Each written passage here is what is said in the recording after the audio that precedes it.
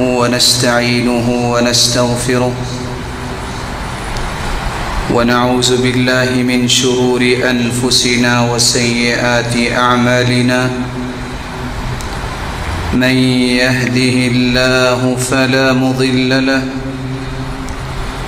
ومن يضلل فلا هادي له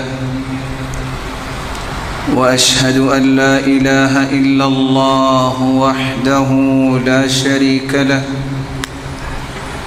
وأن محمدًا عبده ورسوله يا أيها الذين آمنوا اتقوا الله حق تقاته ولا تموتن إلا وأنتم مسلمون يا أيها الناس اتقوا ربكم الذي خلقكم من نفس واحدة وخلق منها زوجها وبث منهما رجالا كثيرا ونساء واتقوا الله الذي تساءلون به والأرحام إن الله كان عليكم رقيبا يا أيها الذين آمنوا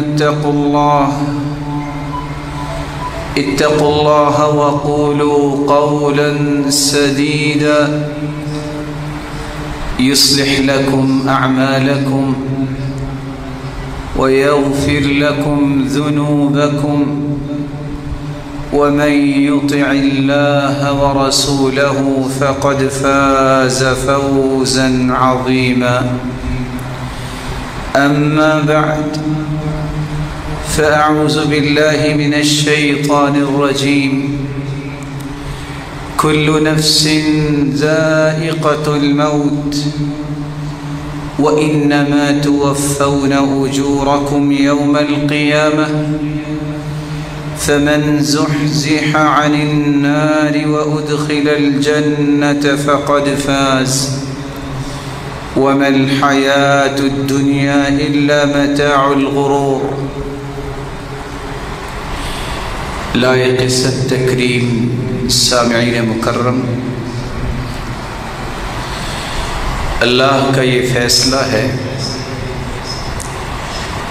جو بھی دنیا میں آیا ہے اسے واپس جانا ہے۔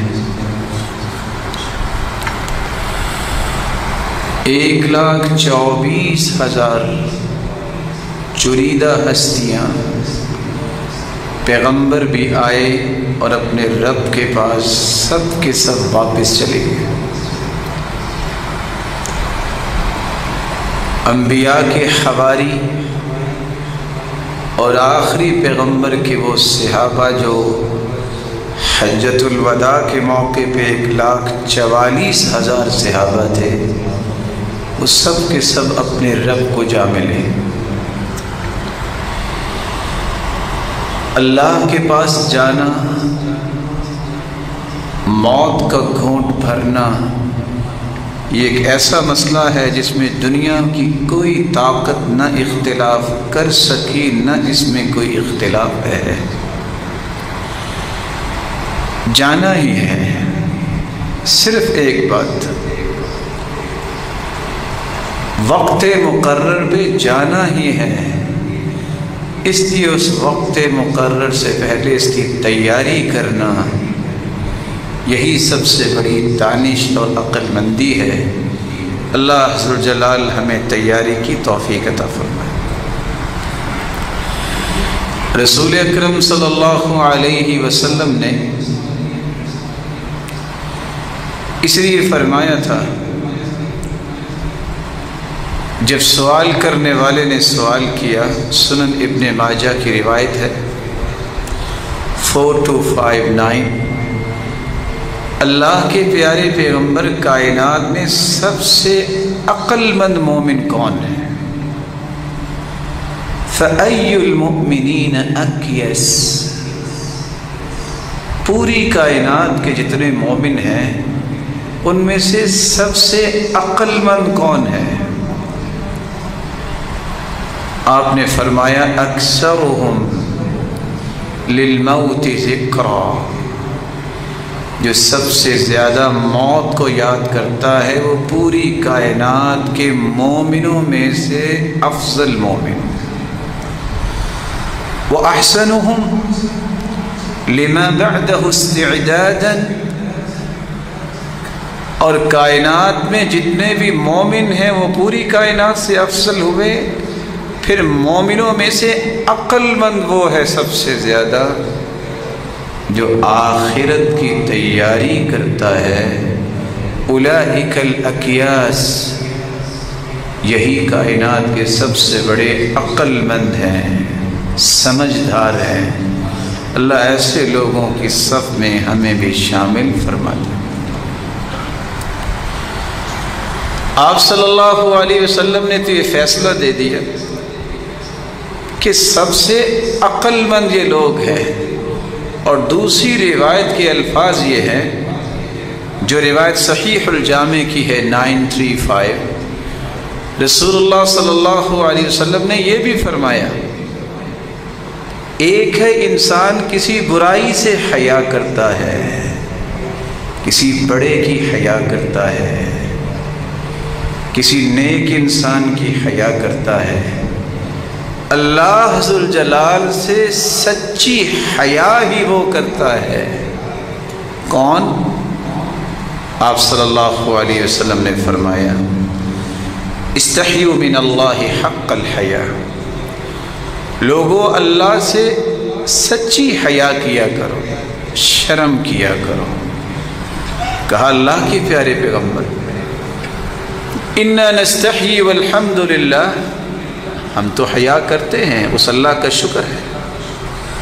فرمایا میں وہ حیا نہیں کہہ رہا، ولیکن الاستحیاء من اللہ حق الحیاء ان تحفظ الرأس وما وعاه، اللہ سے سچی حیا وہ کرتا ہے جو اپنے سر کی بھی حفاظت کرتا ہے، سر میں آنکھیں بھی ہیں، کان بھی ہیں، زبان بھی ہے، اور سوچ جو انسان کے دماغ میں ہے وہ اچھی سوچ اور فکر اپنے دماغ میں پیدا کرے، اچھی بات زبان سے کرے، اور اچھی اور حلال چیز ہی آنکھوں سے دیکھے، اور اچھی اور حلال کلام ہی اپنے کانوں سے سنے۔ یہ اللہ سے سچی حیا کرتا ہے۔ والبطن وما حوى، جو کچھ اللہ نے اس کے سینے اور پیٹ میں رکھا ہے، دل، اس دل میں بھی اللہ کی کثرت سے یاد ہو، اسی کا ہی خوف زیادہ ہو، اور اسی کی ہی محبت زیادہ ہو، یہ ہے اللہ سے سچی حیا کرنے والا۔ وَلْتَذْكُرِ الْمَوْتَ وَالْبِلَا، تیسری نشانی اللہ سے حیا کرنے والی ہے، وہ یہ ہے کہ جس بندے کو موت یاد آ جائے کہ میں نے مرنا ہے، والبلا، اور میری ہڈیاں بھی بوسیدہ ہو جائیں گی۔ آج کتنی مرتبہ قبر کے لیے کھدائی کی جاتی ہے، لیکن پرانے جو اللہ کے پاس جا چکے ان کی ہڈیاں ملتی ہیں۔ یہ اللہ سے حیا کرنے والے کی نشانی ہے۔ اسے یاد رہنا چاہیے کہ میں نے بھی مرنا ہے، اسے یاد رہنا چاہیے یہ طاقت، یہ خوبصورتی اور یہ حسن کی رعنائیاں، یہ صلاحیتوں کی افتاد اور افق فکریاں، یہ سب کے سب ایک نہ ایک دن ملیا میٹ ہو جائیں گی۔ کیوں نہ ان ساری نعمتوں کا رخ اللہ کی رضا کی طرف کر لیا جائے۔ ومن اراد الآخرہ، ساتھ ہی اللہ کے رسول نے فرمایا جو تو آخرت کا دل دادا ہے، ترک زینت الدنیا، تو پھر دنیا کی زندگانی جو ہے وہ اس کی آنکھوں کو خیرہ نہیں کرتی۔ ومن فعل ذلك فقد استحیا من اللہ حق الحیا، جس نے یہ کام کر لیا سمجھ لے وہ ہے اللہ سے سچی حیا کرنے والا۔ اس لیے رسول اللہ صلی اللہ علیہ وآلہ وسلم نے فرمایا تھا، صحیح الجامع کی روایت ہے 1077، 5 چیزوں کو 5 چیزوں سے پہلے غنیمت جانو۔ ان میں سے ایک یہ تھی وَحَيَاتَكَ قَبْلَ مَوْتِكَ، موت سے پہلے زندگی کو غنیمت جانو، اس زندگی کو رب کی رضا پہ لگا دو، اس سے بڑی غنیمت کوئی نہیں ہے۔ جوانی کو بڑھاپے سے پہلے، جوانی میں انسان بہت کچھ کر سکتا ہے، اللہ جوانوں کی جوانی کی حفاظت فرمائے۔ قوم کی بلندی کا راز اللہ نے جوانوں میں رکھا ہے، اور عبداللہ ابن عباس رضی اللہ تعالی عنہ کی زبان کے مطابق اللہ نے جتنے بھی پیغمبر بھجوائے ہیں جوانی میں انہیں پیغمبر بنایا ہے۔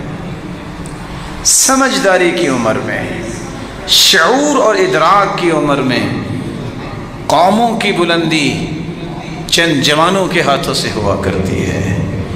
اصحاب کہف کا قصہ دنیا کے تمام ان نوجوانوں کو جو کڑیل نوجوان ہیں ان کے لیے پیغام ہے کہ ایک مرتبہ ضرور وہ قصہ پڑھیں کہ انہوں نے کس طرح اپنے ایمان کی حفاظت کے لیے دنیا کی پرواہ نہیں کی، پھر میرے مالک نے 309 سال تک انہیں سلائے رکھا، وہ فتنوں سے بچ کے غار میں سو گئے۔ وَنُقَلِّبُ، قرآن نے کتنی خوبصورت بات کہہ دی، ان کے بدن کو تکلیفوں سے بچانے کے لیے کروٹیں بھی اللہ خود ان کی بدلتے تھے۔ کس طرح ڈائریکٹ سورج کی روشنی اس کی کرنوں کی اللہ نے ترتیب اور بندوبست کیا کہ ان کو روشنی بھی پہنچے۔ میرا مالک جس کے ساتھ کوئی خالص ہو جاتا ہے نا، اللہ اس کی حفاظت بڑے طریقوں سے کرتا ہے، ایسے ایسے طریقوں سے، ایسے ایسے بہانوں سے انسان کی عقل وہاں تک پرواز ہی نہیں کر سکتی جہاں جہاں اللہ ذو جلال اس کی حفاظت فرماتے ہیں۔ آپ صلی اللہ علیہ وآلہ وسلم نے سچ فرمایا کہ جو غنیمت سمجھتا ہے اپنی زندگی کو موت سے پہلے، کمائی اصل میں کرتا ہی وہ ہے۔ عمر بن عبدالعزیز کو اللہ نے بڑی عظیم اور عجیب اور بڑی منفرد، بڑی نادر سوچ سے نوازا تھا۔ اس کی ہر بات میں کوئی نہ کوئی سبق ضرور ہوتا۔ ایک دن آنے والا کہتا ہے، اچھا یہ تو بتاؤ، وہ تھے ابو حازم۔ ابو حازم کہتے ہیں کہ مجھے کوئی وصیت کیجیے۔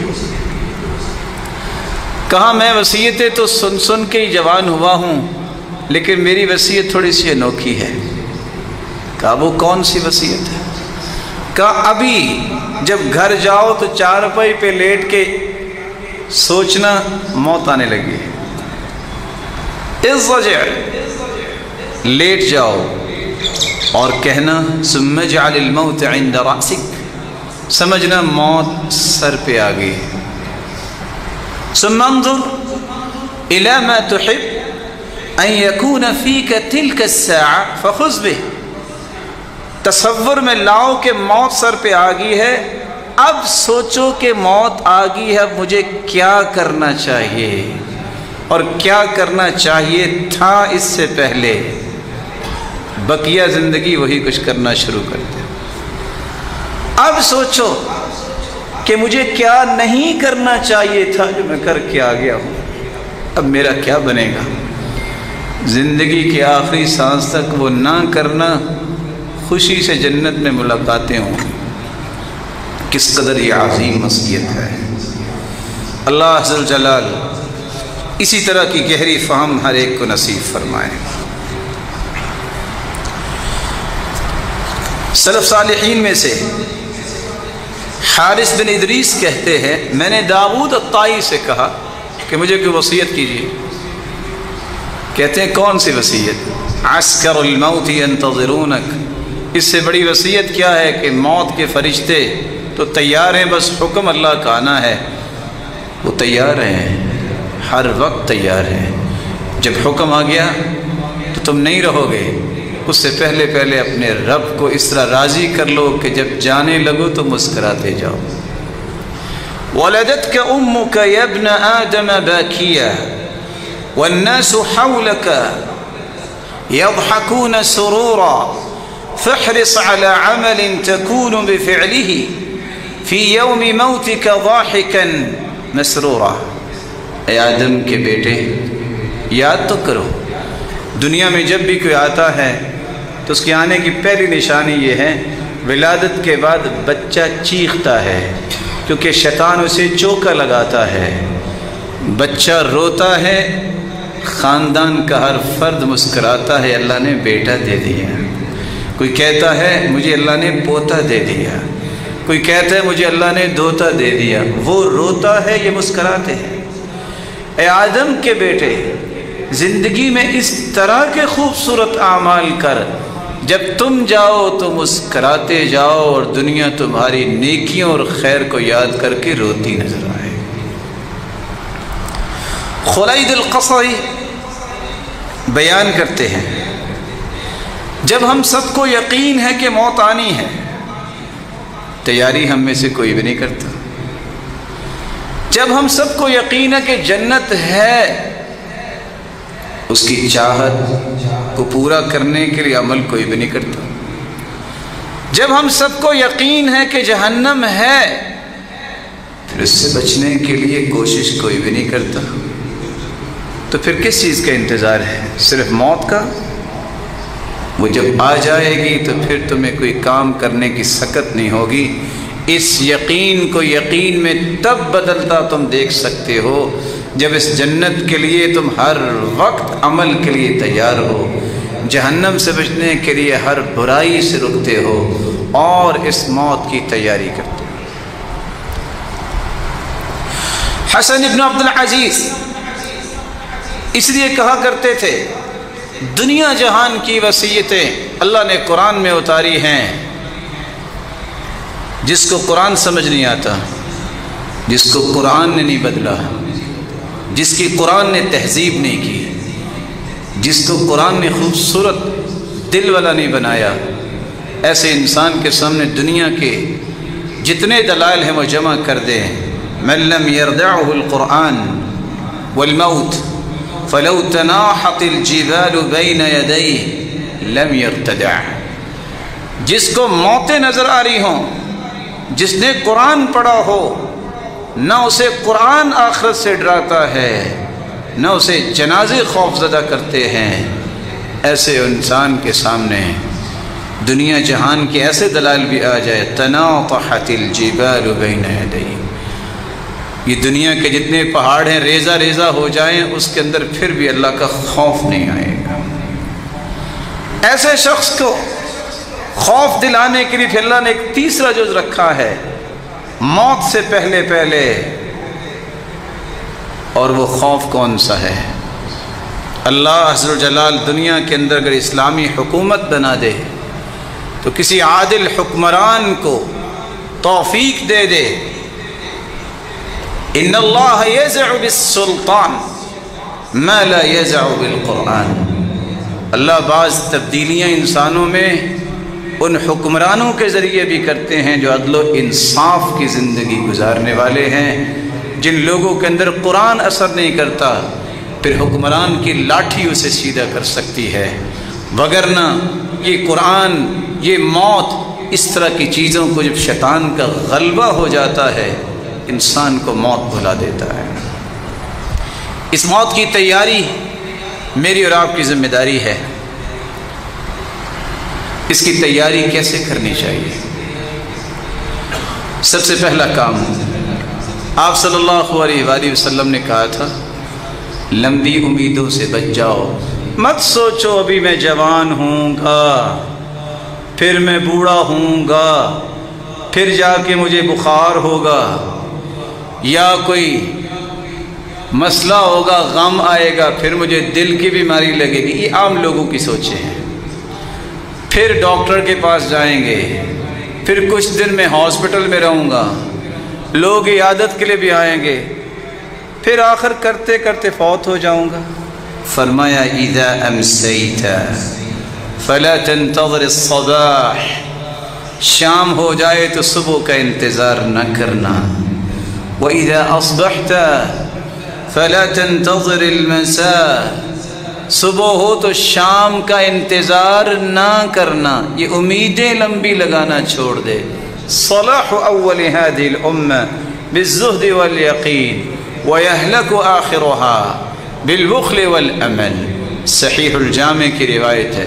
اور دوسری روایت نجا اول هذه الامہ بالزہد والیقین، پہلے لوگوں کو نجات ملی، ان کی اصلاح کا راز یہ تھا، ان کے اندر یقین تھا اللہ کی ذات پر بھی، قرآن پر بھی، آخرت پر بھی، موت پر بھی، اور ان کے اندر زہد تھا۔ زہد یہ ہے ہر وہ چیز جو اللہ کی راہ میں رکاوٹ بنے اس کو چھوڑ دینا۔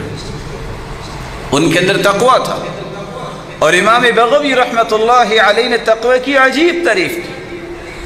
فرمایا تقوی یہ ہے جب تک انسان اپنے آپ سے دوسروں کو افضل نہیں مانتا وہ متقی بن ہی نہیں سکتا۔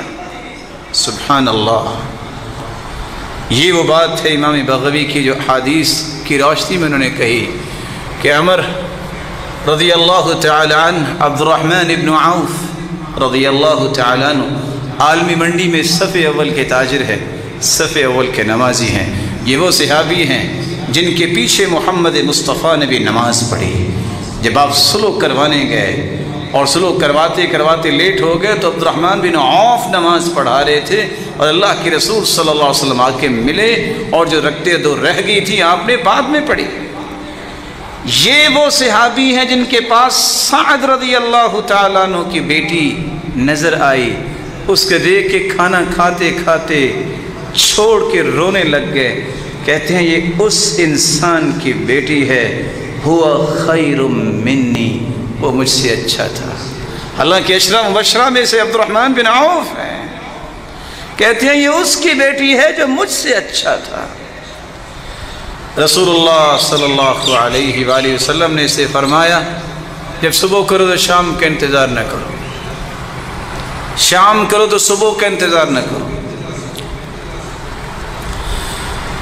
لمبی امیدیں یہ امت کے آخری لوگوں کو ہلاک کر دیں گی، اور بخل ہلاک کر دے گا۔ بخل کا معنی صرف یہ نہیں ہے کہ آپ مال نہیں خرچ کرتے، اپنی صلاحیت، اپنی صحیح رہنمائی اور مشورہ، اپنا وقت، اپنی ہر وہ صلاحیت جس سے آپ امت کو نفع دے سکتے ہیں اس کو خرچ کرنے میں بخل کرنا، یا اپنے بناوٹی اصول کشید کر کے اس کے مطابق صلاحیتوں کو لگانا، یہ وہ بخل ہے۔ مال کا بخل اتنا خطرناک ہے کہ قیامت کو وہ گنجا سانپ بن جائے گا۔ یہ صلاحیتیں جو اللہ نے عطا کی ہیں جس سے آپ امت کو قائم کرنا اور اس کو کھڑا کرنے کا کردار ادا کر سکتے ہیں، اتحاد و اتفاق اور یگانگت کے ساتھ۔ اگر اس میں بھی بخل ہوا تو یہ سزائیں بھی کل قیامت کو تیار ہوں گی۔ کیا کمال کا فکر تھا ابن القیم رحمۃ اللہ علیہ کا۔ وہ کہا کرتے تھے مال کا بخل جو ہے وہ تو وہ کر سکتے ہیں جن کے پاس مال ہو، لیکن مال امیروں کے پاس ہوتا ہے۔ صلاحیت کا بخل جو ہے یہ غریب بھی کرتے ہیں، کیونکہ اکثر غریب لوگ زیادہ صلاحیتوں والے ہوتے ہیں۔ اور جتنا بھی دیکھا گیا ہے کہ بڑے بڑے کام ان لوگوں نے کیے ہیں جو پیسے کے پیچھے نہیں گئے۔ حسن بصری رحمہ اللہ تعالی کی بات کو دلیل بناتے ہوئے جب انہوں نے کہا بیٹا ذرا جا کے دیکھو مسجد میں پہلی صف میں کون بیٹھے ہیں، دوسری تیسری میں کون بیٹھے ہیں، تو شاگرد نے آ کے بتایا سارے فقیر ہی بیٹھے ہیں۔ کہا بیٹا ایک بات یاد رکھنا، قیامت کو بھی یہ صفیں اسی طرح ہی بننی ہیں، قیامت کو بھی صفیں اسی طرح ہی بننی ہیں۔ اللہ کے نزدیک وہی ہوگا جو آج دنیا میں پہلی صف میں ہوتا ہے۔ اور صحیح بخاری کی روایت ہے جو جتنا پیچھے رہتا ہے فَأَخَّرَهُ اللَّهُ، اللہ اس کو بھی اتنا اپنی رحمت سے دھکیل دیتے ہیں، پیچھے کر دیتے ہیں۔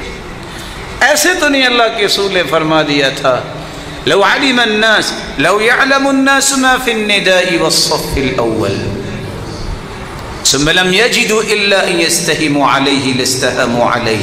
اگر لوگوں کو پتہ چل جائے اذان کا اور اس کی فضیلت کا اور پہلی صف کا تو ان کو قرآ ڈالنا پڑے تو قرآ ڈال کے وہ آ کے پہلی صف میں بیٹھے۔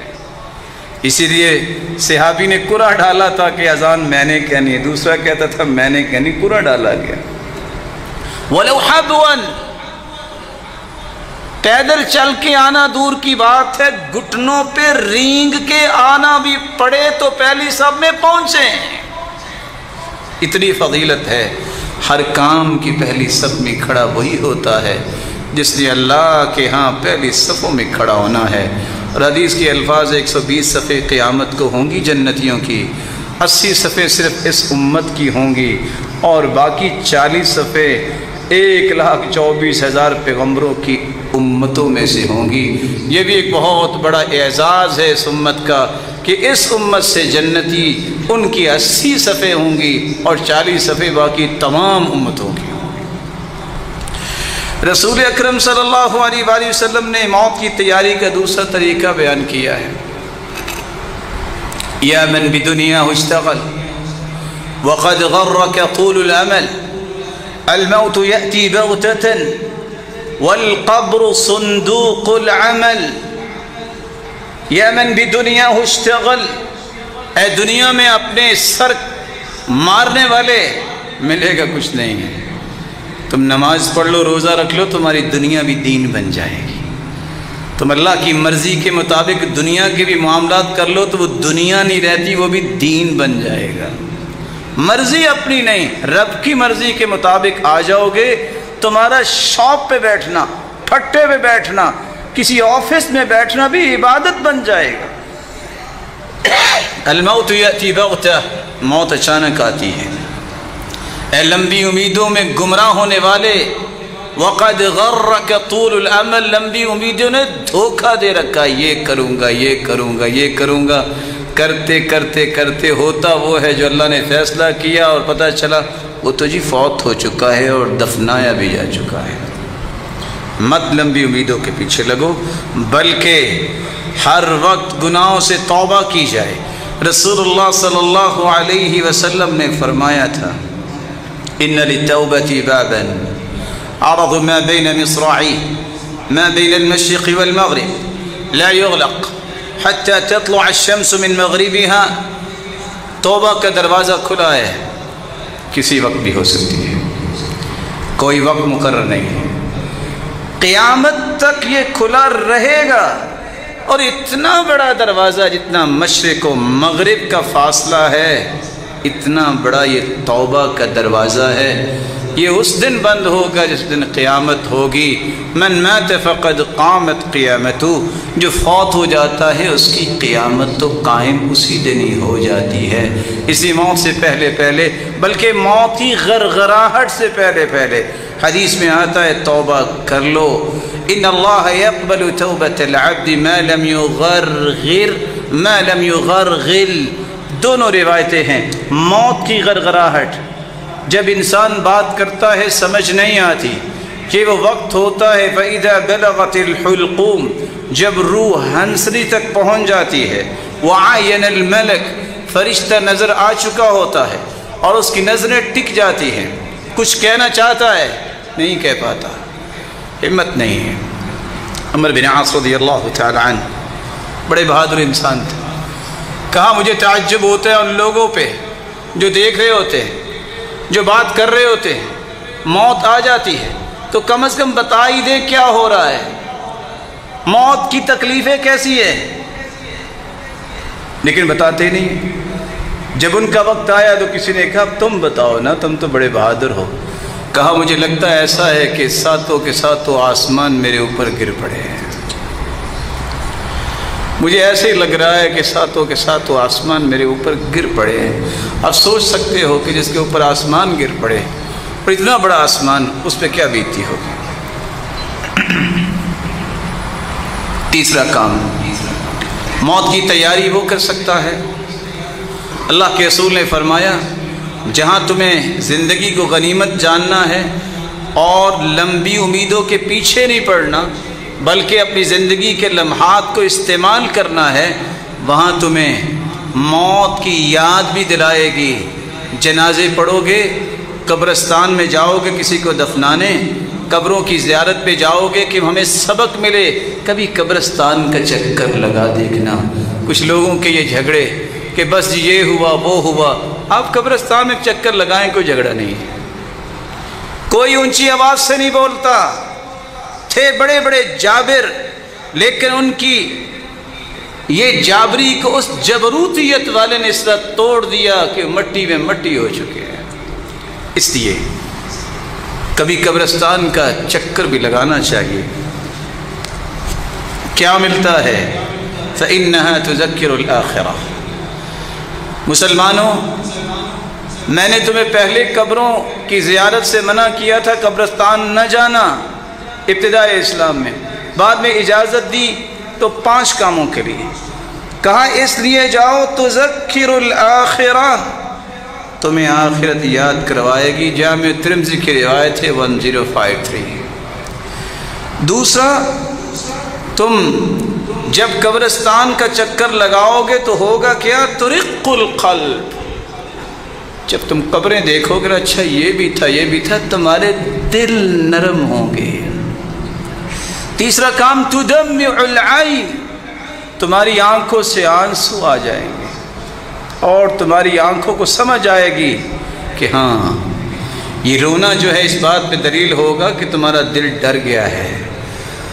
اور چوتھی بات، وَلَا تَقُولُوا حُجْرًا،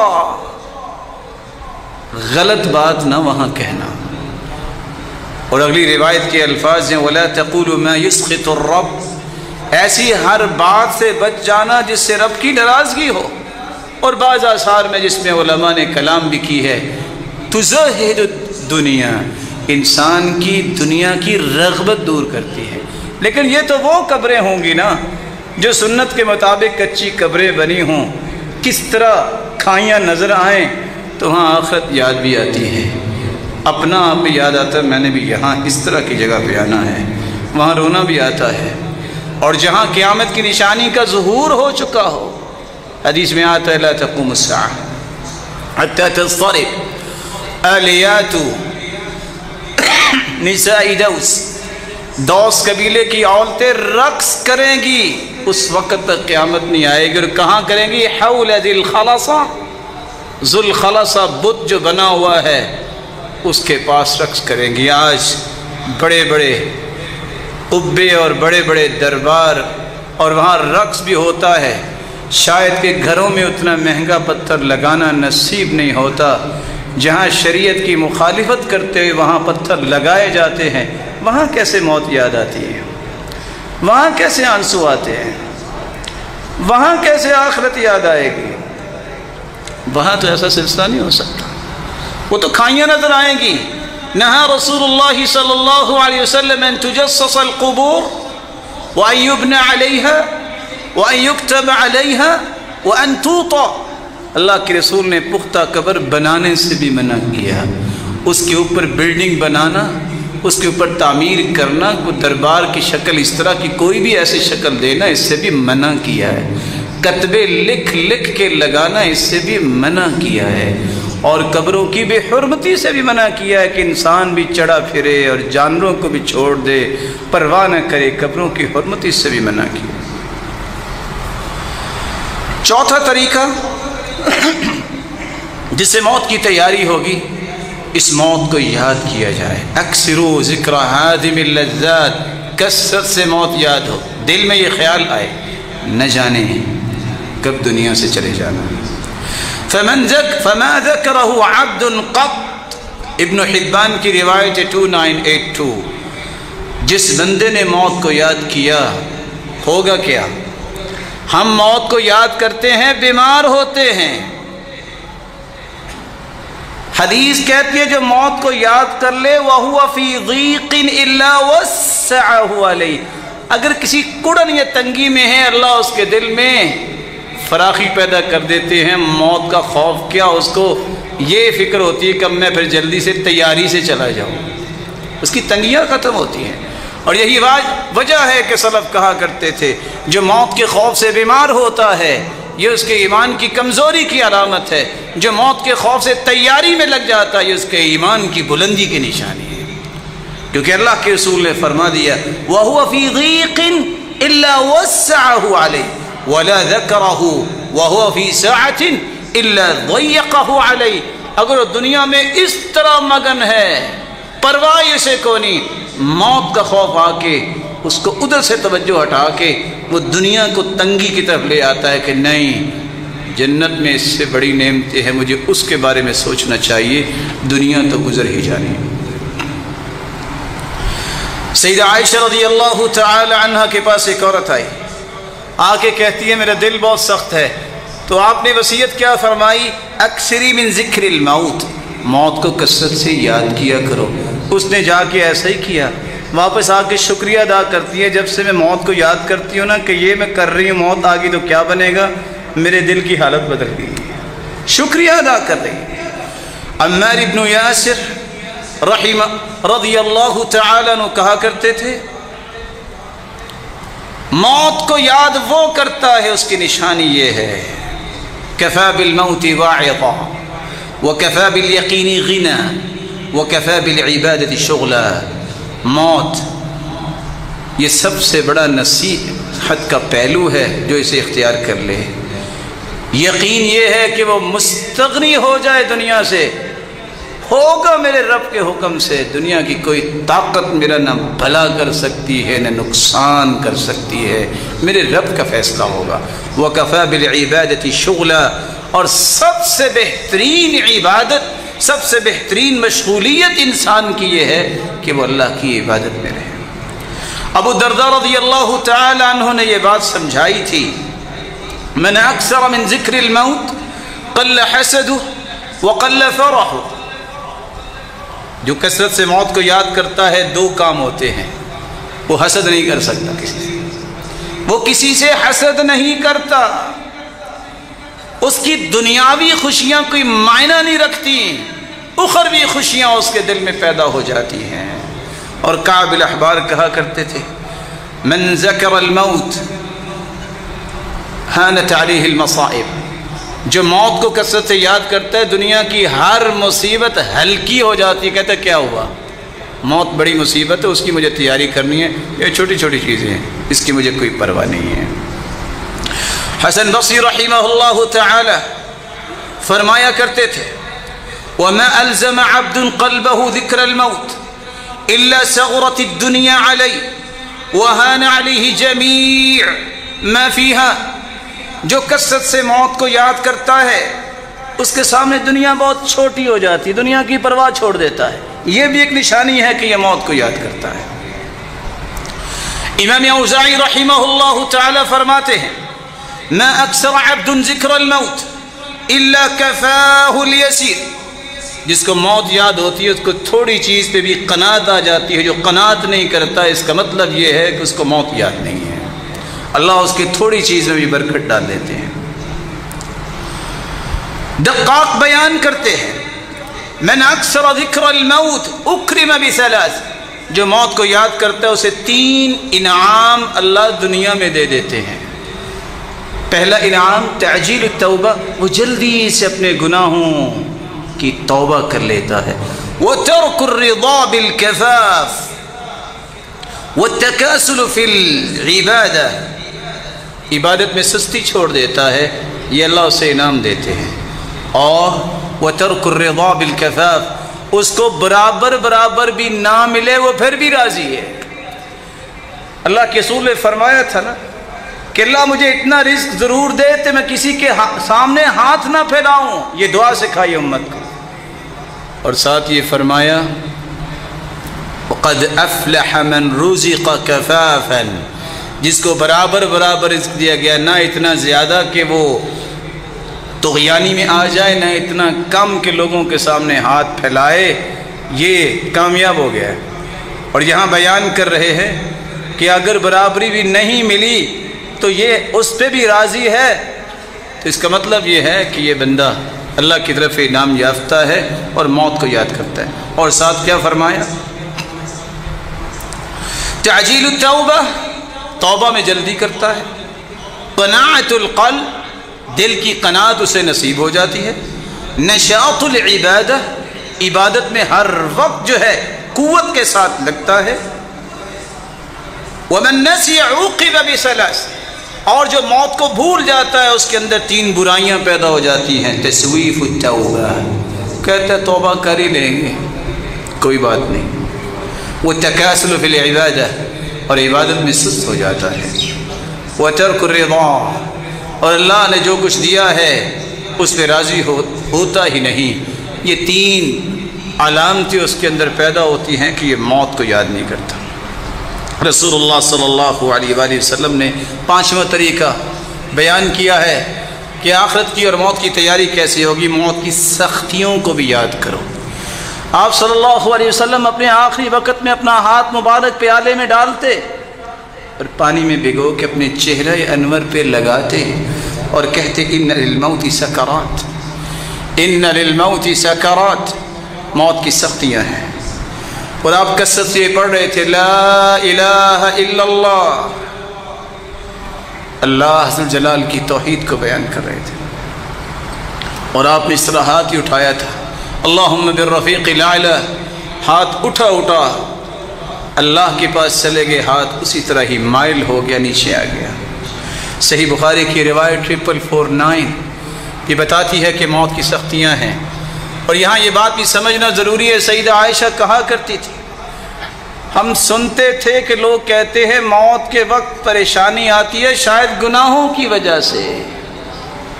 میں نے اللہ کے رسول صلی اللہ علیہ وآلہ وسلم کو دیکھا تو مجھے یقین ہوا کہ نہیں، یہ اللہ کا فیصلہ ہے، کسی کو کس طرح بلا لیتا ہے، کسی کو کس طرح بلا لیتا ہے۔ گناہوں کی وجہ سے اس طرح کی چیز نہیں ہوتی، یہ اللہ جانتا ہے۔ اس لیے موت کی سختیاں جو ہیں وہ تو ہر ایک پہ وارد ہوں گی، کس طرح وارد ہوں گی وہ اللہ جانتا ہے۔ رسول اللہ صلی اللہ علیہ وآلہ وسلم کے صحابی عمر رضی اللہ تعالی عنہ جب انہوں نے کعب سے پوچھا موت کے بارے میں بتائیے، تو کہا موت کے بارے میں امیر المؤمنین مجھ سے پوچھ رہے ہو، ان الموت كغصن كثير الشوك ادخل في جوف رجل واخذت كل شوكة بعرق ثم جذبه رجل شديد الجذب فاخذ ما اخذ۔ انسان کے جسم میں کانٹوں سے لبریز ایک ٹہنی رکھی جائے جو اس کے جسم کے ایک ایک حصے میں کانٹا چلا جائے، پھر اس کو زور سے کھینچا جائے اور ہر ایک جسم کے حصے سے کانٹے کے ساتھ گوشت آ جائے۔ یہ کیفیت موت کی ہے جو کعب الاحبار نے بیان کی۔ اور روایات تو یہ بتاتی ہیں کہ جب پوچھا گیا کسی سے موت کے حوالے سے، کہا ایسے ہی ہے کہ ایک زندہ چڑیا کو آپ تپتے ایسی چیز پہ رکھ دو کہ نہ اسے موت آئے نہ وہ بھونا جا سکے، تو جو کیفیت ہوتی ہے یہی کیفیت موت کی ہے۔ لیکن اللہ ذو الجلال اپنے بندوں کو وہاں بھی سکون عطا کرتے ہیں۔ کیسے عطا کرتے ہیں؟ ابھی روایت کی روشنی میں سمجھنے والی وہ بات ہے۔ اور ساتھ ہی شداد ابن عوس رضی اللہ تعالی عنہ فرمایا کرتے تھے اگر کسی کے سر پہ آری رکھ کے 2 ٹکڑے کر دیا جائے تو کیا ہوگا؟ اس کے جسم کو کینچیوں سے کاٹ دیا جائے تو کیا ہوتا ہے؟ اس کو تپتی ہوئی ہنڈیا میں ڈال دیا جائے تو کیا ہوتا ہے؟ موت کی سختیاں بھی اس طرح ہے۔ لیکن جس نے اعمال صالحہ کیے ہوتے ہیں، یاد رکھنا میرا رب اسے ضائع نہیں کرتا۔ رسول اکرم صلی اللہ علیہ وسلم کا فرمان صحیح بخاری میں ہے 657 من احب لقاء اللہ احب اللہ لقاء، جو اللہ سے ملنا پسند کرتا ہے اللہ اس سے ملنا پسند کرتے ہیں۔ اور پتہ کیسے چلتا ہے وہ اللہ سے ملنا پسند کر رہا ہے؟ جب اسے پتہ ہے کہ موت آنی ہے تو وہ سوچے میرے بہن بھائی، میری اولاد، میری اہلیہ کبھی میری وہ قدر اور خدمت اور تکریم اور عزت نہیں کر سکتے جو میرا رب میری قدر کرے گا۔ اس لیے وہ اللہ سے ملاقات کو پسند کرتا ہے، اللہ بھی اپنی اس ملاقات کو پسند کرتے ہیں تو ساتھ انعام کیا دیتے ہیں؟ وَلَكِنَّ الْمُؤْمِنِ إِذَا حَضَرَهُ الْمَوْتِ بُشِّرَ بِرِضْوَانِ اللَّهِ وَكَرَامَتِهِ فَلَيْسَ شَيْءٌ أَحَبَّ إِلَيْهِ مِمَّا أَمَامَهُ فَأَحَبَّ لِقَاءَ اللَّهِ۔ جب اللہ بندے کو دیکھتے ہیں کہ مجھے ملنا پسند کر رہا ہے، اللہ خصوصی فرشتے کے ذریعے اسے بشارت دے دیتے ہیں، خوش ہو جاؤ بندے، تم میرے انعامات کی طرف آ رہے ہو، وہ مسکراتا، وہ اللہ کا ذکر کرتا، پھر اللہ کے پاس جاتا ہے۔ یہ مسکراہٹے اور یہ خوف سے دوری ہی اس بات کی دلیل ہوتی ہے کہ یہ اللہ سے ملنے کی خواہش کر رہا ہے اور اللہ اس سے ملنے کی خواہش کر رہے ہیں۔ جب وہ یہ خوشخبری سنتا ہے پھر دنیا کی ہر چیز اس کے سامنے نیچ اور ہیچ ہو جاتی ہے، وہ پرواہ ہی نہیں کرتا کون میرے پاس بیٹھا ہے اور کس کو میں چھوڑ کے جا رہا ہوں، کیونکہ اس کو اللہ کی رضوان مل گئی ہے، اللہ کی رضامندی مل گئی ہے۔ ساتواں طریقہ موت کی تیاری کا یہ ہے کہ وصیت لکھ کے رکھو۔ حدیث میں آتا ہے، صحیح بخاری کی روایت ہے 2738، کسی کی 2 راتیں نہیں گزرنی چاہیے، اس کو اپنی وصیت لکھ کے رکھنی چاہیے، اور دنیا سے جاتے ہوئے اللہ کے ساتھ حسن ظن رکھنا چاہیے، میرا رب مجھے ضائع نہیں کرے گا۔ اور ساتھ آج کل تو یہ بھی کہنا چاہیے، یہ بھی ظن رکھنا چاہیے، میری اولاد کو بھی اللہ ضائع نہیں کرے گا۔ وَكَانَ أَبُوهُمَا صَالِحًا، ایک کھرب سالے لوگ مل جائیں، ایک تبع تابی نہیں بن سکتے۔ ایک کھرب تبع تابی ہو، ایک تابی نہیں بن سکتا۔ ایک تابی جو ہیں اگر ایک کھرب ہوں تو ایک صحابی نہیں بن سکتے۔ ایک کھرب صحابی ہو، حالانکہ اتنے نہیں ہیں، میں سمجھانے کے لیے کہہ رہا ہوں، ایک نبی نہیں بن سکتا۔ وَكَانَ أَبُوهُمَا صَالِحًا، بندہ نیک تھا، اس کی اولاد جب یتیم ہو گئی، یتیم اس کو کہتے ہیں لا یتم بعد الحلم، بلوغت سے پہلے باپ فوت ہو جائے اس کو یتیم کہتے ہیں۔ فوت ہو گیا باپ، نیک تھا، خزانہ اس نے دیوار کے نیچے رکھا کہ میری اولاد جوان ہوگی نکالے گی، دیوار گر گئی، خطرہ لاحق ہوا کہ لوگوں کے ہاتھ میں خزانہ آئے گا۔ اللہ نے 2 پیغمبروں کو آرڈر دیا، جاؤ میرے اس نیک بندے کے بچوں کی حفاظت میں نے کرنی ہے، اس دیوار کو تم کھڑے کرو۔ موسیٰ اور خضر علیہم الصلاۃ والسلام پیغمبروں نے اس نیک بندے کی اولاد کے فیوچر کی حفاظت کے لیے اللہ نے حکم دیا اور دیوار کھڑی کر دی۔ جو بندہ نیک ہوتا ہے تو اللہ تو نبیوں کو لگا دیتے ہیں کہ تم اس میرے بندے کی نیکی کو ضائع نہیں ہونے دینا، اور میں آرڈر کر رہا ہوں کہ تم یہ دیوار بناؤ۔ رسول اللہ صلی اللہ علیہ وسلم نے فرمایا لا يموتن احدکم الا وهو يحسن الظن بالله عز وجل، جب تم میں سے کسی کو موت آئے تو اسے اللہ کے ساتھ اچھا گمان رکھنا چاہیے۔ اس لیے روایت کے الفاظ ہیں وصیت میں ظلم کرنا یہ بہت بڑا جرم ہے، اور نیک سلف صالح کہا کرتے تھے ظلم اس وقت ہوتا ہے جب اس کا گمان یہ ہوتا ہے کہ پتہ نہیں میری اولاد کے ساتھ کیا ہوگا، اس ظلم پہ تیار ہو جاتا ہے۔ اور یہ اللہ نے فطرتاً محبت رکھی ہے اولاد کی، اور جب وہ اللہ پہ یقین کرے گا میرے رب نے مجھے بھی ضائع نہیں کیا، میری اولاد کو بھی ضائع نہیں کرے گا، کبھی وہ وصیت میں ظلم نہیں کرتا۔ اور اسی طرح اس وصیت کی تنفیذ میں بھی اولاد جرم نہیں کرتی جب ان کو یقین ہو جائے کہ اللہ ضائع نہیں کرے گا۔ اللہ ذو الجلال ہمیں ایسا ہی ایمان نصیب فرمائے۔ اور رسول اللہ صلی اللہ علیہ وآلہ وسلم نے فرمایا تھا 9ویں بات کہ تم موت کی تیاری کیسے کر سکتے ہو، کثرت سے لا الہ الا اللہ اپنی زندگی کا معمول بنا لو۔ کیوں؟ لقنوا موتاکم بلا الہ الا اللہ فإن نفس المؤمن تخرج رشحا، مومن کی جب موت ہوتی ہے یہ حسن خاتمہ کی نشانی ہے، وہ کلمہ پڑھتا ہے اور اس کی پسینے جو ہے وہ اس کے پیشانی پہ ظاہر ہوتے ہیں، اس کی پیشانی شرابور ہو جاتی ہے۔ اور ایمان اور توحید یہ انسان کی سب سے بڑی قیمتی چیز ہے جس کو وہ اختیار کرتا ہے، یا اس کے ساتھ اللہ کے رسول کی سنت کو لازم پکڑتا ہے، عمل صالح کو اپنی زندگی کا شعار بناتا ہے اور تقوی اختیار کرتا ہے، صدقہ کرنا اس کی عادت ہے، اور کثرت سے وہ دعائیں کرتا ہے، اور یہ دعا صبح و شام کرتا ہے۔ اللہ ذوالجلال اس کی موت کی بھی تیاری رکھتے ہیں اور اسے 24 گھنٹے جنت کی ضمانت دیے رکھتے ہیں۔ اور وہ دعا کون سی ہے؟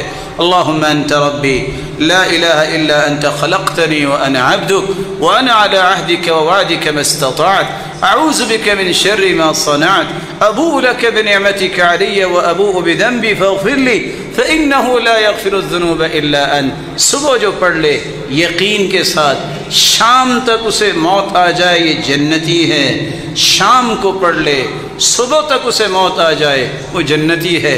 میرے بھائی جس نے صبح و شام یہ دعا پڑھ لی ہے اس کی ساری دنیا لٹ جائے ہے تو جنتی نا، کیا اس کو باقی رہ جائے گا جنت جب مل جائے گی؟ وہاں تو اللہ نے یہ بھی وعدے کیے ہیں والذین آمنوا واتبعتهم ذریتهم بایمان الحقنا بهم ذریتهم۔ باپ کا درجہ بلند ہے، اولاد اس طرح پیروی کرتی ہے لیکن درجہ اتنا نہیں پا سکی، باپ ہی اللہ سے سفارش کرے گا اللہ میری اولاد کو میرے ساتھ لے، اللہ اس کی بات کو مان کے اس کے درجے تک اولاد کو بھی پہنچا دیں گے۔ اگر اولاد نیک ہے باپ وہاں نہیں پہنچ سکا تو اللہ ان کی بات مان کے ان کے والدین کو بھی اس مقام پر پہنچا دیں گے، باقی کیا بچا ہے؟ اس لیے دنیا کی پریشانیوں سے بڑھ کے اس آخرت کی اور حسن خاتمہ کی پریشانی ہونی چاہیے۔ اللہ ذوالجلال ہمیں ایمان کی خوبصورت کیفیت میں رکھے اور جب بلائے تو اس سے بھی خوبصورت کیفیت میں اپنے پاس بلائے۔ وآخر دعوانا الحمدللہ۔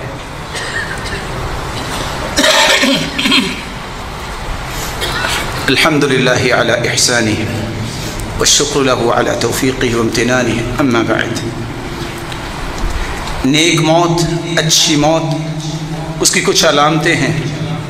انسان کو اللہ مرنے سے پہلے خوشخبری دے دیتے ہیں، اس لیے موت کا خوف اس سے دور ہو جاتا ہے، بلکہ وہ خوشی خوشی اپنی عبادت، تیاری، ذکر میں مشغول رہتا ہے، اس پہ موت کی یہ ہلکانی ظاہر نہیں ہوتی۔ اللہ کے رسول بھی کلمہ پڑھتے پڑھتے، گفتگو کرتے کرتے، اور صحابہ کرام بھی اللہ کے پاس گئے۔ دوسری نشانی جس کو اللہ ذوالجلال کلمہ نصیب کر دے، اس سے بڑا کوئی خوش نصیب نہیں۔ موت کے وقت جسے کلمہ نصیب ہو جائے، اللہ کے پیارے پیغمبر نے فرمایا یہ اچھی موت بھی ہے اور ساتھ یہ جنت میں جائے گا۔ تیسری نشانی، موت کے وقت اس کی پیشانی پہ پسینہ آ جائے، موت المؤمن بعرق الجبین، یہ اس کے حسن خاتمہ کی نشانی ہے کہ اچھی موت ہے۔ چوتھی نشانی، جمعے کے دن یہ جمعے کی رات کو جو فوت ہوتا ہے اللہ اسے عذاب قبر سے محفوظ فرمائیں گے، جیسا کہ جامع ترمذی کی روایت۔ پانچویں نشانی، اللہ کے دین کا دفاع کرتے ہوئے جو دنیا سے چلا گیا، یہ بھی اس کی اچھی موت ہے۔ اور اس سے اپنی جان کا دفاع کرتے ہوئے جو اللہ کے پاس چلا گیا، یہ بھی اس کی اچھی موت ہے۔ رسول اللہ صلی اللہ علیہ وآلہ وسلم نے فرمایا جو میدان جہاد میں اپنی جان دے بیٹھا، یہ بھی حسن خاتمہ کی نشانی ہے۔ طاعون کی بیماری میں جو فوت ہو گیا، یہ بھی شہید ہے۔ الطاعون شہادۃ لکل مسلم، صحیح بخاری کی روایت 5732، کہ جو طاعون کی بیماری میں جو ایک وبائی مرض تھی، اس سے جو فوت ہو جائے وہ شہید ہوگا۔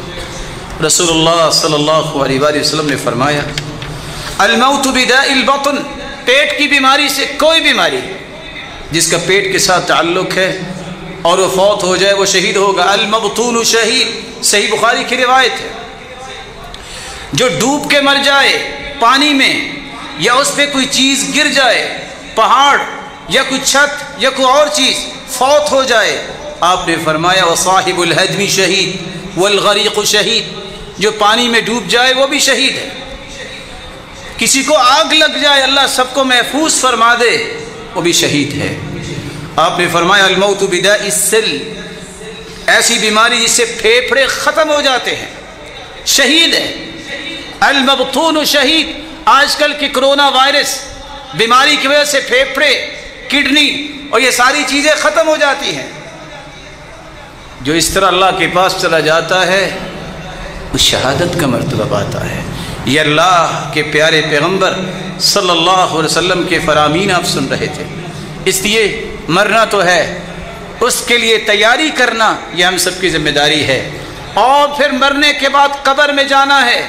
کچھ لوگ کہتے ہیں قبر بنی ہے کہ نہیں بنی، فکر مت کیجئے، جہازوں کے مسائل، پانی میں ڈوب جانے والے کہاں ہوتے ہیں، وہ پھر بھی اللہ کی ضمانت میں ہوتے ہیں۔ صحیح بخاری کی روایت، ایک شخص نے کہا بیٹوں میں نیکی تو کوئی نہیں کر سکا، ایک کام میرا کر دینا، جب میں مر جاؤں فَإِذَا أَنَا مِتُّ فَأَحْرِقُونِي ثُمَّ ذَرُّونِي، میں مر جاؤں تو جلا دینا، میری راکھ کو ہواؤں اور فضاؤں میں اڑا دینا اور سمندروں اور دریاؤں میں بہا دینا۔ ایسے ہی کیا گیا، اللہ نے حکم دیا ساری راکھ اکٹھی ہو گئی. کہا میرے بندے تو نے ایسا کیوں کیا؟ کہ اللہ اس خوف سے فرقا منک، تجھ سے ڈرتے ہوئے. کہا مجھ سے ڈر گئے ہو، جاؤ میں تجھے معاف کرتا ہوں. کیسے اللہ نے اکٹھا کر لیا؟ کہاں تھی اس کی قبر؟ اس لیے جو موت کے بعد کے مسائل ہیں وہ اللہ ہی جانتا ہے. کچھ لوگوں کا یہ ذہن ہوتا ہے پتہ نہیں کیا بنے گا موت کے بعد، کیا بنے گا. عبداللہ ابن الزبیر رضی اللہ تعالی عنہ، انہوں نے ماں سے کہا تھا مجھے ڈر ہے کہ مجھے سولی پہ لٹکا کے میری لاش کی بے حرمتی کریں گے. کہا بیٹا جب بکری ذبح ہو جائے تو اس کو کیا پتہ چلتا ہے کہ کھال اتار رہے ہیں کہ اس کے جسم کا کوئی حصہ کاٹ رہے ہیں. اللہ کے دین کا کام کرتے رہو، اس طرح کی پریشانیاں نہیں لیا کرتے. ایک مسلمان کو قبر کے عذاب سے بچنے کی بھی فکر رہنی چاہیے. سورۃ الملک کی روزانہ تلاوت کر کے سویا کریں. صدقہ کرنے والا قبر کے عذاب سے بچ جائے گا. فرشتے حساب لینے آئیں گے، سر کی طرف سے نماز کہے گی حساب نہ لو، دائیں طرف سے آئیں گے زکوٰۃ کہے گی پیچھے رہو، بائیں طرف سے آئیں گے صدقہ کہے گا پیچھے رہو، پاؤں کی طرف سے آئیں گے باقی نیکیاں کہیں گی پیچھے رہو. کہیں گی اللہ نے بھیجا ہے. کہا نہیں تم حساب نہیں لے سکتے، اللہ کی اجازت سے پھر حساب لے گا اور جواب بھی صحیح دے گا. سورۃ الملک کی تلاوت، صدقہ کرنا، نماز کی پابندی، روزہ زکوٰۃ، لوگوں سے خیر خواہی کرنا اور اللہ کی راہ میں پہرا دینا، یہ انسان کو قبر کے عذاب سے بچا دیتا ہے. آخری بات کر کے میں بات کو ختم کرتا ہوں. زندگی کے اندر یہ 4 باتیں نہ بھلائیے گا. موت کے متعلق 4 حقیقتیں نہ بھلائیے گا میرے پیارے بھائیوں اور بزرگوں. جو طے شدہ رزق ہے اللہ نے جو لکھا ہے میرے اور آپ کے لیے، جب تک میں اور آپ اس کا آخری قطرہ پانی کا اور آخری وہ حصہ رزق کا کھا نہیں لیں گے ہمیں موت نہیں آئے گی. پھر سنیے، جو میں لکھوا کے آیا ہوں، جو طے شدہ ہے، ایک پانی کا قطرہ اور ایک ٹکڑا بھی جو میں نے کھانا ہے، جب تک وہ میں کھا نہیں لوں گا اس سے پہلے مجھے موت نہیں آئے گی. رسول اللہ صلی اللہ علیہ وآلہ وسلم نے فرمایا اِنَّهُ لَا تَمُوتُ نَفْسٌ حَتَّى تَسْتَكْمِلَ رِزْقَهَا. صحیح ترغیب کی روایت 1702، جب تک اپنا پورا رزق کھا نہیں لیں گے کسی کو موت نہیں آئے گی. یہ ایک حقیقت. دوسری حقیقت، جو وقت مقرر ہے اس سے 1 سیکنڈ بھی پہلے موت نہیں آئے گی. 1 سیکنڈ بھی پہلے موت نہیں آئے گی. اس لیے اس میں پریشان نہیں ہونا چاہیے کہ کیا بنے گا کہیں موت نہ آ جائے. جو لکھا ہے وہ آگے رہنی. موت کا کوئی علاج نہیں ہے، بیماریوں کے علاج ہے. اس لیے موت کی حقیقت سمجھنی چاہیے، پہلے نہیں آئے گی، وقت مقرر پر آئے گی. اگر وقت مقرر پر آنی ہے اللہ نے کہہ دیا ہے تو پھر اللہ کا فیصلہ اچھا ہوگا. میری خواہشیں پھر اچھی نہیں ہوں گی کہ میں اور زندہ رہتا، فلاں اور زندہ رہتا. اللہ کے رسول کے بارے میں صحابہ کیا کہتے ہیں؟ فاطمہ کیا کہہ رہی تھی کہ اگر صبت علی مصائب لو انہا صبت علی الایام صرن لیالیہ. اتنے غم آئے، اگر دنوں پہ غم آتے تو دن راتیں بن جاتی. لیکن کسی صحابی نے یہ نہیں کہا کہ کاش اللہ کے رسول مزید زندہ رہتے تو یہ ہوتا. سیدہ عائشہ 9 سال کی عمر میں نکاح ہوا، 9 سال اللہ کے رسول کے ساتھ رہی، 18 سال 40 سال پھر زندہ رہی. ایک دن یہ نہیں کہا کہ اللہ نے کوئی اولاد ہی دی ہوتی میرا دل لگ جاتا. ایک دن نہیں کہا یہ اللہ کا فیصلہ ہے. بیٹا بھی نہیں ہے، بیٹی بھی نہیں ہے. آج ہمارے عقیدے وہاں ذبح ہوتے ہیں جب ہماری خواہشیں آگے آتی ہیں. اللہ کے فیصلوں پہ ہم مقدم خواہشات کو کرتے ہیں. سیدہ عائشہ نے تو نہیں کہا کاش میرا کوئی بیٹا ہی ہوتا میرا دل ہی لگ جاتا. لیکن پوری دنیا ان سے علم سیکھتی رہی، صحابہ کرام ان سے سیکھتے رہے اور اللہ کے پاس چلی. قرآن کہتا ہے فَإِذَا جَاءَ أَجَلُهُمْ لَا يَسْتَأْخِرُونَ سَاعَةً وَلَا يَسْتَقْدِمُونَ. جب موت آ جائے تو مؤخر نہیں ہو سکتی. تیسری حقیقت، جس سبب کی وجہ سے موت آنی ہے وہ بھی طے ہے. کسی کو بغیر سبب کے موت آئے گی، کسی کو ہچکی آئے گی، کوئی مسکراتا فوت ہوگا، کوئی روتا فوت ہوگا، کوئی سویا سویا فوت ہو جائے گا، کوئی میدان جہاد میں جائے گا، کوئی بیماری سے. کسی کو زندگی میں بیماری لگے گی نہیں. من لم يمت بالسيف مات بغيره. تعددت الاسباب والموت واحد، جو موت سے نہیں مرتا وہ اگر لیٹا ہوا بھی تو فوت ہو جاتا ہے۔ اس لیے یہ کہنا کہ میں اس سے مر جاؤں گا یہی غلط نظریہ ہے۔ موت کا سبب اللہ کی طرف سے طے ہے، وہ نہیں بدل سکتا، اسی سبب سے موت آئے گی، اور سبب جو ہے وہ مسبب الاسباب زیادہ جانتا کیا سبب ہے۔ اللہ عز و جلال نے جو لکھا ہے اسی کے مطابق ہی ہونا ہے۔ اس لیے مسکراتے خالد بن ولید ساری زندگی موت کے پیچھے بھاگتے رہے، موت نہیں آئی، موت آگے آگے اور سیدنا خالد پیچھے پیچھے، کہاں کہاں نہیں گئے۔ اور راوی روایت کرتے ہیں، حدیث کے الفاظ ہیں کہ خالد بن ولید فرماتے ہیں وَمَا فِي جَسَدِي شِبْرٌ إِلَّا وَفِيهِ ضَرْبَةٌ بِسَيْفٍ أَوْ رَمْيَةٌ بِسَهْمٍ۔ آج میں اپنے جسم کی ایک بلشت دیکھوں تو کوئی جسم کا اتنا بھی حصہ خالی نہیں جہاں تلوار اور تیر کا نشان نہیں ہے، لیکن موت نہیں آئی۔ اور جب وہ جا رہے تھے تو کہہ رہے تھے جاؤ بزدلوں کو میرا پیغام دے دو، فَلَا نَامَتْ أَعْيُنُ الْجُبَنَاءِ، یہ بزدلوں کو نیند نہیں آتی کہ موت نہ آ جائے، ان بزدلوں کو کہہ دو میں موت کے پیچھے رہا، موت نہیں آئی، میں شہادت مانگتا رہا، مجھے میدان میں نہیں آئی، آج میں چارپائی پہ فوت ہو رہا ہوں۔ من طلب الشہادة بصدق بلغہ اللہ ایاہ ولو مات علی فراشی، جو شہادت کا طالب ہوتا ہے اس کی سچی نیت کو دیکھ کے وہ اپنے گھر میں چارپائی پہ فوت ہو تو وہ شہید ہی ہوتا ہے۔ اور آخری بات، جگہ کا بھی اللہ نے تعین کیا، یہاں موت آنی ہے۔ کتنے لوگ کہتے ہیں میں نے پاکستان نہیں جانا، فوت ہو جاؤں گا، اور ہم جانتے ہیں 40 سال بیرون ملک میں رہے، 10 سال صرف اس دن آئے پاکستان میں بیماریاں بڑی ہیں فوت ہو جائیں گے، اللہ کی حکمت جس دن آئے دوسرے دن فوت ہو گئے، طے تھا۔ حدیث کے الفاظ ہیں، رسول اللہ صلی اللہ علیہ وآلہ وسلم نے فرمایا اذا قضى الله ميتة عبد بأرض جعل له إليها حاجة، اللہ نے جس جگہ پہ انسان کو موت دینی ہوتی ہے وہاں اس کی ضرورت رکھ دیتے ہیں، وہ گیا ہوتا ہے ضرورت پوری کرنی، تو فرشتے کی بھی زندگی کے کچھ احکامات اللہ نے دے رکھے ہیں، فرشتہ آتا ہے اور اپنی ذمہ داری کو پورا کر لیتا ہے۔ اس لیے ان 4 حقیقتوں کا پتہ چل جائے تو کوئی پریشانی انسان کو تنگ نہیں کرتی، صرف ایک غم اور پریشانی رہنی چاہیے۔ الہی وقت بھی مقرر ہے، جگہ بھی مقرر ہے اور سبب بھی مقرر ہے، لیکن میرے مالک تو مالک ہے، لے جانا اس حالت میں کہ تو راضی ہو جانا اور اس جنت کا وارث بنانا جہاں دنیا کا کوئی دکھ اور غم اور پریشانی نہیں ہوگی۔ اللہ ہم سب کو جنت میں جمع فرمائے اور اپنے محبوب کا دیدار نصیب فرمائے اور اپنا بھی دیدار نصیب فرمائے۔ وآخر دعوانا الحمدللہ۔